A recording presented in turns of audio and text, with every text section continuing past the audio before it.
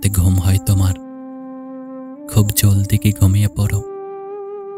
তবে যে বলতে আমার সাথে কথা না হলে তোমার ঘুম আসে না, তুমি ঘুমাতে পারো না।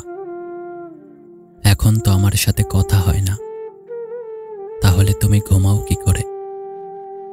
তবে কি আমাকে বলা কথাগুলো মিথ্যে ছিল? মিথ্যে ছিল জেগে থাকা রাত্রিগুলো? আচ্ছা, তুমি কি সত্যিই ঘুমিয়ে পড়ো? আমাকে না শুনে ঘুমাতে পারো নাকি জেগে থাকো? আমার না বিশ্বাস হয় না। আমার এখনো কানে বাজে তোমার প্রতিটি কথা, এখনো চোখের সামনে ভেসে ওঠে একটা রাত কথা না হলে আমার যে কি ব্যাকুলতা। জানো, মাঝে মাঝে মাঝরাতে আমার ঘুম ভেঙে আমি চমকে উঠি।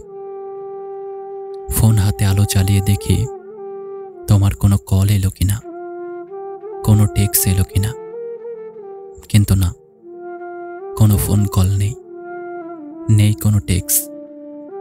ফাঁকা স্ক্রিনে একটা আকাশ ভেসে ওঠে, দীর্ঘশ্বাসের আকাশ। জানো, সে রাতে চাইলেও আর ঘুমাতে পারি না।